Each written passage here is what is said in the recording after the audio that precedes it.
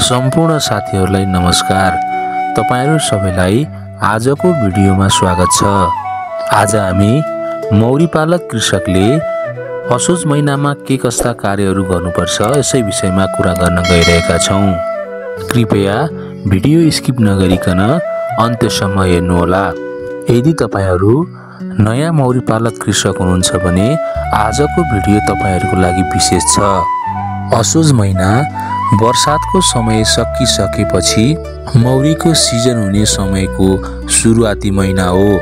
असार, श्रावण र भाद्र महिनाको वर्षातले गर्दा कतिपय मौरी गोला यो अवस्थामा आइसक्दा कमजोर भइसकेका हुन्छन्। लगातारको वर्षातले गर्दा वर्षायाममा मौरी चरण क्षेत्रमा जान नसक्नु, गइहालेमा पनि बाहिरको वर्षातले गर्दा पुष्परस संकलन गर्न नसक्नु, साथै वर्षायाममा रानी मौरीले नगन्ने मात्रामा फूल पार्नु अथवा फूल पार्न बन्द गर्नुले असोज महिनामा मौरी गला स्वाभाविक रूपले घट्ने गर्दछ। साथै हामीले वर्षायाममा मौरी गलाको कस्तो व्यवस्थापन गर्यौं यसमा अहिलेको मौरीको संख्या घट्नु अथवा बढ्नुमा निर्भर पनि हुने गर्छ। असोज महिनाको सुरुवातसँगै रानी मौरीले फूल पार्ने कार्य तीव्र रूपमा वृद्धि गर्दै जान्छिन्। कर्मी मौरीले पुराना रहेका चाकाहरू सफा गर्ने साथै नयाँ चाका बनाउने कार्य गर्न थालिसकेका हुन्छन्। साथै कर्मी मौरीले पोलन तथा पुष्परसहरू पनि संकलन गर्दै जान्छन्। यो समयमा धान, तोरी, फापर लगायतका बालीहरू फुलिसकेका हुन्छन्। साथै पहाडी क्षेत्रमा कटुस यो समयमा फुल्ने हुनाले मौरीको लागि निकै राम्रो चरनको स्रोत बन्न सक्छ। कृषक साथीहरू, अब यो असोज महिनामा तपाईहरूले सर्वप्रथम मौरी घार वरपर रहेका झाडीहरू सफा गर्नुहोस्। वर्षातको समयमा झ्याङ्गिएका झारपातहरूलाई हटाउनाले कमिला, साङ्ला, भ्यागुता, माउसली तथा माकुराहरूको प्रकोपबाट साथै आन्तरिक परजीवीहरूबाट पनि जोगाउन सकिन्छ। दोस्रो भनेको तपाईहरूले मौरी घार सफा गर्नुहोस्। मौरी घार सफा भन्नाले तपाईहरूले मौरी घारको आसन बोर्डलाई राम्रोसँग सफा गर्नुहोस्। आसन बोर्डमा जमेर रहेका फोहोरहरू सिन्काले कोट्याएर राम्रोसँग सफा गर्नुपर्ने हुन्छ। यदि तपाईहरूसँग अतिरिक्त घार छ भने घार परिवर्तन गर्नु सबभन्दा राम्रो विकल्प हुन सक्छ। घार परिवर्तन भन्नाले तपाईहरूले बक्स परिवर्तन गर्नुहोस्। यसरी बक्स परिवर्तन गर्दा मौरीका छाउरा कक्षमा रहेका फ्रेमहरू जुन अवस्थामा छन् त्यही अवस्थामा राख्नुपर्ने हुन्छ। यदि तपाईहरूसँग अतिरिक्त घार छैन भने आसन बोर्डलाई राम्रोसँग कोतरेर तपाईकै वरिपरि पाइने तितेपातीलाई आसन बोर्डमा राम्रोसँग दलेर पुनः राखिदिनुहोला। यदि तपाईहरूले बक्स परिवर्तन गर्नुभयो भने पुरानो बक्सलाई राम्रोसँग सफा गरी घाममा सुकाउनु पर्दछ। तपाईहरूले पुरानो बक्सलाई कुखुरा पोल्ने ब्रुडरले पनि हल्कासँग पोलेर सफा गर्न सक्नुहुन्छ। यसो गर्नाले यसमा रहेका आन्तरिक तथा बाह्य परजीवीहरूका अण्डाहरू नष्ट हुन्छन्। त्यसपछि उक्त बक्स अर्को मौरी घारमा पुनः प्रयोग गर्न सकिन्छ। प्रशस्त चरण भएको क्षेत्रमा असोजको दोस्रो हप्ताबाट तपाईहरूले यदि मौरी गोला 9 फ्रेम भन्दा माथि छ भने सुपर कक्ष दिन सक्नुहुन्छ। यदि मौरी गोलाहरू सक्रिय छन्, मौरी गोला 9 फ्रेम भन्दा कम छन् भने तपाईहरूले अब आधार चाका पनि दिन सक्नुहुन्छ। व्यावसायिक मौरी कृषकले व्यवसायलाई सफल बनाउनको लागि आधार चाका दिनै पर्ने हुन्छ। आधार चाका दिनाले मौरीहरूको काम घट्न गई छिटोभन्दा छिटो काम देख्न सकिन्छ। आधार चाका दिँदा जहिले पनि दुई फ्रेमको बीचमा राखेर दिनुपर्छ। यसो गर्नाले मौरीले सहजै उक्त चाका उठाउने काम गर्छन्। अर्को विचार गर्नुपर्ने कार्य भनेको सुपर कक्ष दिइसकेपछि जहिले पनि सुपर कक्षमा पुरानो चाका काटेर एक अथवा दुई फ्रेम बनाएर दिनुपर्छ। यसो गर्नाले कर्मी मौरीले फटाफट सुपर कक्षमा काम गर्ने गर्छन्। अर्को विचार गर्नुपर्ने कुरा भनेको सुपर कक्ष चिन्ता जहिले पनि झाउरा कक्षको फ्रेमको माथिपट्टि चक्कुले कोतरेर मैनहरू फालेर दिनुपर्ने हुन्छ, किनकि यदि उक्त मैनहरू फालिएन भने कहिलेकाहीँ रानी माथि महकक्षमा प्रवेश गरेर अन्डा पारिदिने गर्छिन्।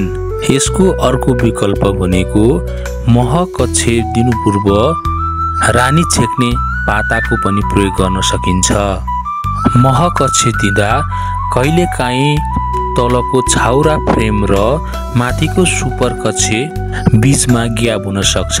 यस्तो ग्यापहरू तपाईहरूले माटोले टालिदिनु होला, किनकि यस्तो छिद्रबाट कमिला, साङ्ला, खपटे किरा प्रवेश गर्ने सम्भावना हुन्छ।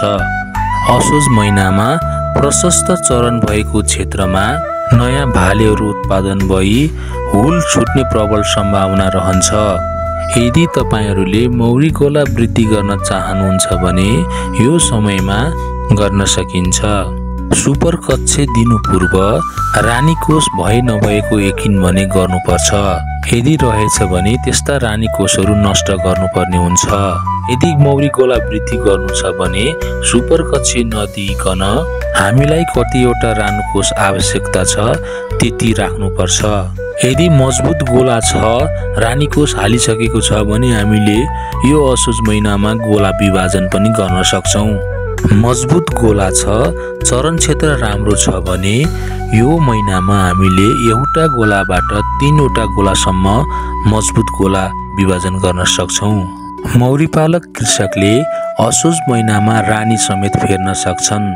यदि रानी पुरानो छ अथवा अशक्त छ भने यो असोज महिनामा तपाईहरूले नयाँ रानी समेत फेर्न सक्नुहुन्छ।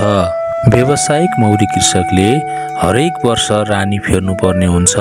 गोला मजबुत बनाउनको लागि एवं बढीभन्दा बढी उत्पादन लिनको लागि पनि हरेक वर्ष रानी फेर्नु पर्ने हुन्छ। नयाँ रानी 1 वर्षसम्म निकै सक्रिय हुने गर्दछ। त्यसैले व्यावसायिक कृषकहरूले हरेक वर्ष नयाँ रानु फेर्नुपर्ने हुन्छ। यदि तपाईहरूले 1-2 घार मात्र मौरी पाल्नु भएको छ भने कम्तीमा 2 वर्षमा भए पनि रानी फेर्नुहोला। नयाँ रानी कसरी फेर्ने भन्ने विषयको भिडियो हाम्रो युट्युब च्यानलमा अपलोड भइसकेको छ। कृपया युट्युब च्यानल भिजिट गर्न नभुल्नुहोला। पहाडी क्षेत्रमा असोज महिना पश्चात निकै नै राम्रो स्रोत मानिएको कटुस फुल्ने गर्दछ। यो निकै लामो समयसम्म फुलिराख्ने हुँदा महको राम्रो स्रोत हुने गर्छ। नेपालका कतिपय जिल्लाहरूमा विशेषतः चरनको राम्रो स्रोत भएका ठाउँहरूमा मौरीले राम्रो मह जम्मा गरिसकेको हुन्छ। यदि यसरी मौरीले राम्रो मह जम्मा गरेको छ भने राम्रोसँग पाकिएको मह यकिन गरी तपाईहरूले असोज महिनामा काट्न पनि सक्नुहुन्छ। असोज महिनामा गर्नै पर्ने अर्को काम भनेको हरेक हप्ता अथवा 10 दिनमा मौरी घार खोलेर फ्रेमहरू निरीक्षण गर्नुपर्छ।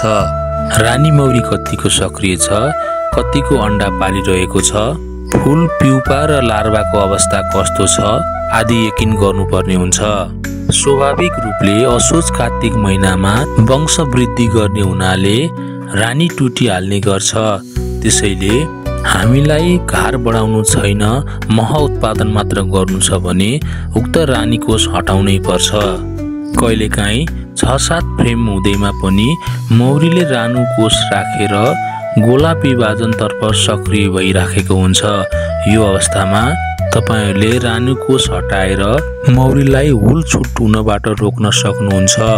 यदि हप्ता दिन 10 दिनमा मौरी गोला निरीक्षण गरिएन भने कहिलेकाहीँ धेरै रानु कोष हालेर रानी मौरी उत्पादन भई गोला विभाजन हुँदै जाँदा मौरी गोला नष्ट समेत हुन सक्छ।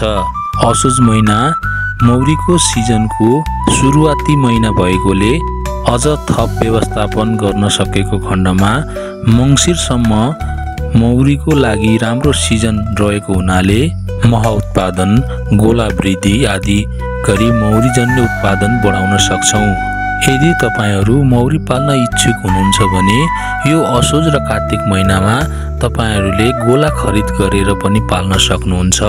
नयाँ कृषकहरूको लागि असोजको अन्तदेखि कार्तिकसम्म मौरी पालन सुरुवात गर्ने निकै राम्रो समय हो। यो समय भनेको हुल छुट हुने समय पनि भएकाले यदि तपाईहरूसँग पुराना मुडेघार अथवा खाली आधुनिक घरहरू छन् भने त्यसलाई राम्रोसँग सफा गरेर तपाईको घर वरिपरि राखिदिनु भएको खण्डमा मौरी आफै आइ पनि बस्न सक्छन्। असोज महिनामा राम्रोसँग व्यवस्थापन गर्न सकेको खण्डमा कार्तिक र मङ्सिरसम्म मौरी पालक कृषकहरूको लागि उपयुक्त समय भएकोले राम्रो मह उत्पादन एवं राम्रोसँग गोला वृद्धि गर्न सकिन्छ। आजको भिडियो यति नै। यस्तै अन्य भिडियोको लागि हाम्रो युट्युब च्यानल सब्स्क्राइब गर्न नभुल्नुहोला। आजको भिडियोबाट बिदा चाहन्छौँ। नमस्कार।